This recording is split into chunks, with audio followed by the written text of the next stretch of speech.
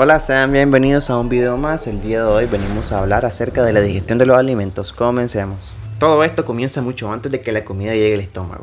Imagínate que vas caminando por la calle y pasas enfrente de una fritada. Al estilo Nica, vos sabes. Sentís el olor a carne asándose y ese olor agridulce invade toda tu nariz. Y todo esto sin pedir permiso, vos solo estás pasando por la calle, no has comido nada, pero de repente se activó algo, te da hambre. Te detienes, compras la carne y vas feliz pues. Pero imagínate otro escenario. Ahora pensemos en algo todavía más interesante. Imagínate que no hay comida enfrente de ti. O sea, vos estás en tu cuarto. Pero de repente comenzás a pensar en un pastel. Imaginas que es suave, es dulce. Sentís casi el sabor en tu lengua. Y de repente empiezas a producir saliva. La boca se te humedece, el cuerpo reacciona al pensamiento, ¿verdad? Ahora involucremos otro sentido. Comenzás a escuchar. Escucha que tu mamá te dice: mira, voy a cocinar el platillo que a vos más te encanta. No lo has visto, pero lo has probado porque lo hizo en tu cumpleaños. Pero ya lo estás degustando en la mente. O sea, qué grande es la mente, ¿verdad? En todos estos ejemplos pasa lo mismo. El estómago todavía no ha recibido la comida, pero el sistema digestivo ya está trabajando en darte ganas de que a vos te dé hambre, ¿verdad?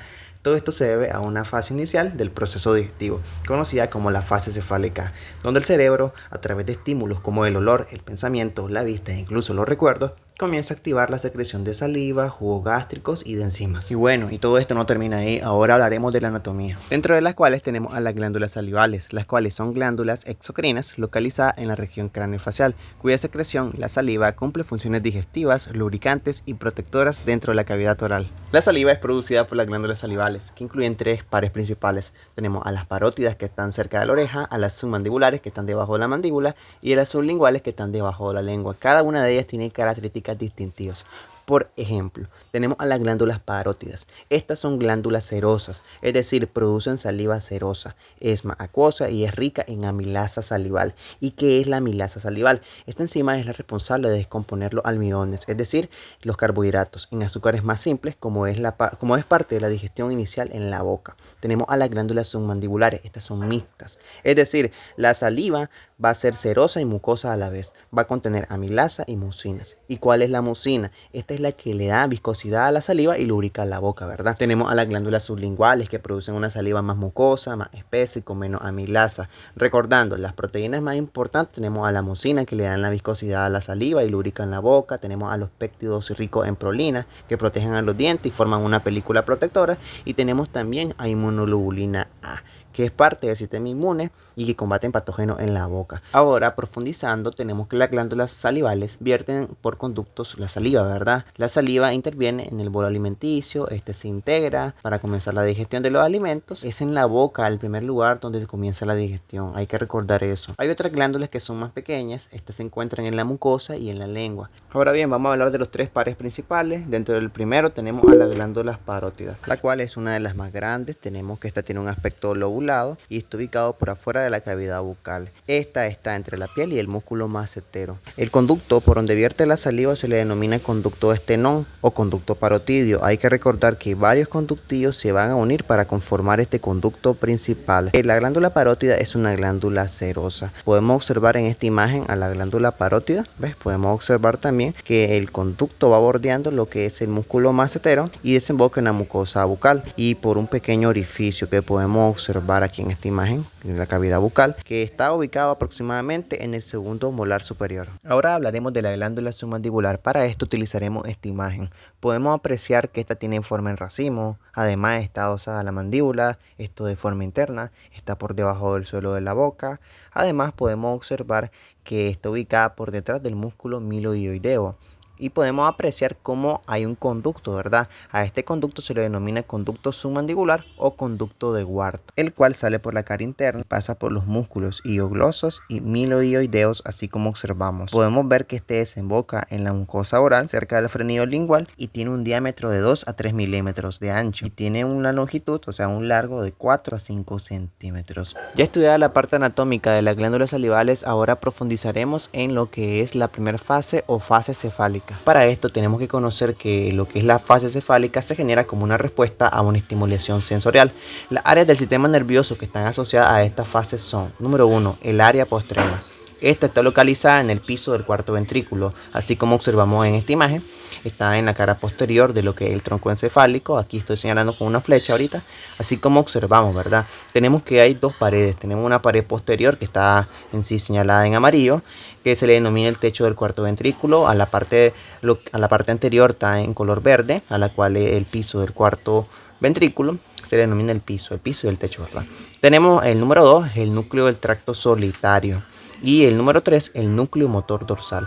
El núcleo del tracto solitario más el núcleo de motor dorsal, estos están ubicados en el bulbo raquídeo, en la cara anterior. Ahora, entendiendo esto, tenemos que aclarar dudas. Número 1, tenemos lo que son los centros bulbares. Tenemos que el área postrema, el núcleo del tracto solitario, el núcleo motor dorsal. Estos van a llevar la activación de las neuronas colinérgicas que van a llevar el impulso por el nervio vago, ¿verdad? Así como observamos en esta imagen. Podemos observar la ramificación del nervio vago a través del estómago, ¿verdad? Podemos observar el estómago y sus divisiones. Tenemos el fondo, el cardia, el cuerpo, el antro pilórico, ¿verdad? Ahí observamos hasta una parte del duodeno, ¿verdad? Las otras partes esas las vamos a desarrollar en otro video. Aquí tenemos de que esta información se va a llevar a través de lo que son las neuronas colinérgicas intramurales gástricas, que son las que están dentro de lo que es la pared del estómago. Estas van a liberar la acetilcolina. Y aquí viene la parte curiosa, ¿verdad? Estas ramificaciones podemos observar que tienen una letra ACH. Esa ACH es la acetilcolina, ¿verdad? La estimulación directa en las células parietales va a hacer que se libere el ácido clorhídrico, que se libere el factor intrínseco. La parte directa en lo que son las células principales, que se libere el pexinógeno. La parte directa de la célula G va a hacer que se libere la gastrina. Aquí voy a detenerme y explicar esta parte. En lo que es la liberación de la gastrina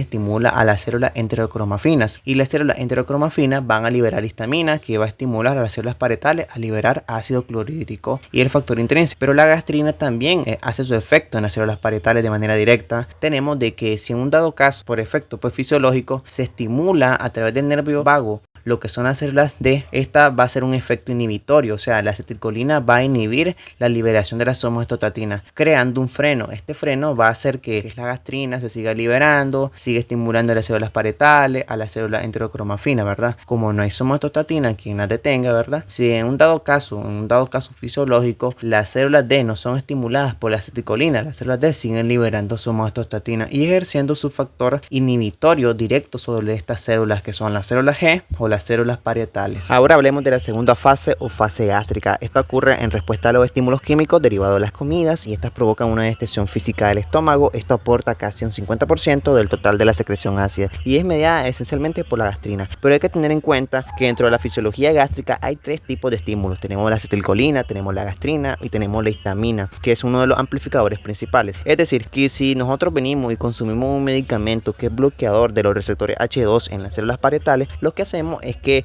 la histamina no haga su efecto en lo que es la célula parietal. Y recordemos que la gastrina tiene una forma directa de estimular las células parietales, pero también tenemos que la gastrina estimula a las células enterocromafinas, y estimulándolas provocan la liberación de la histamina, que va a estimular a las células parietales, y pues estas van a provocar la liberación del ácido clorhídrico y lo que es el factor intrínseco. Es decir, nosotros al mandar bloqueadores de los receptores H2 en las células parietales, como por ejemplo tenemos la ranitidina, entonces nosotros lo que vamos a hacer es que de los tres mediadores de lo que es la liberación del ácido clorhídrico, vamos a eliminar a la histamina. Recordad que este es uno de los más principales, entonces al eliminarla pues hacemos una disminución de lo que es la liberación del ácido clorhídrico.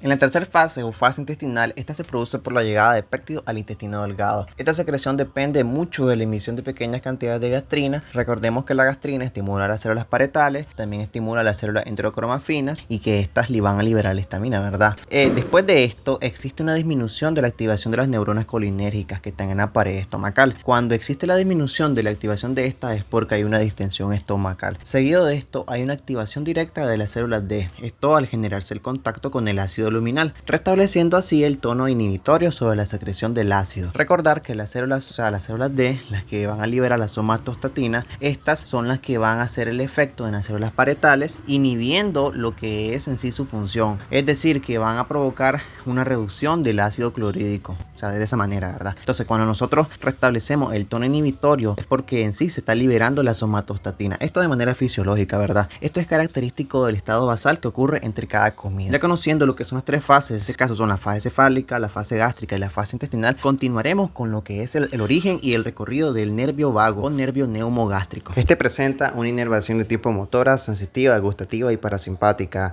Su origen verdadero se da en los siguientes núcleos. Tenemos al núcleo ambiguo, tenemos al núcleo del fascículo solitario y tenemos al núcleo dorsal del vago. Ahora hablaremos de cada uno de ellos.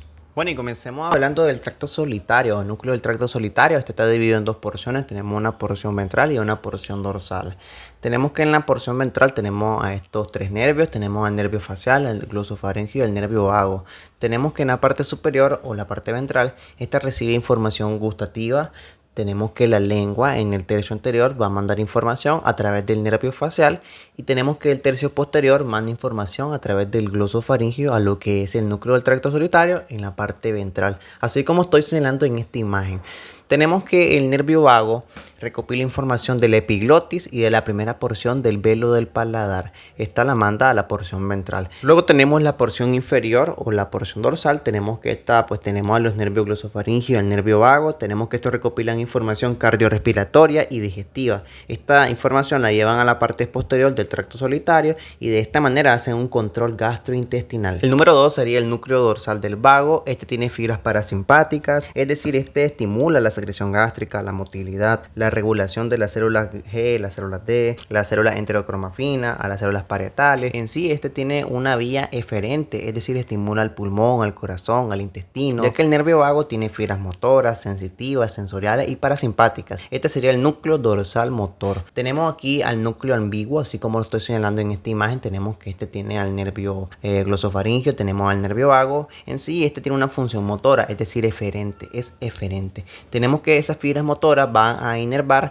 a la parte superior del esófago y en este caso promueven que traguemos, elevando a la hora de tragar, pues elevemos el paladar. Tenemos fibras motoras que inervan a la faringe y a la laringe. Bueno, y estos serían los tres núcleos que van a conformar el origen del nervio neumogástrico. Ahora, conociendo los núcleos que conforman al nervio neumogástrico, podemos hablar de su origen.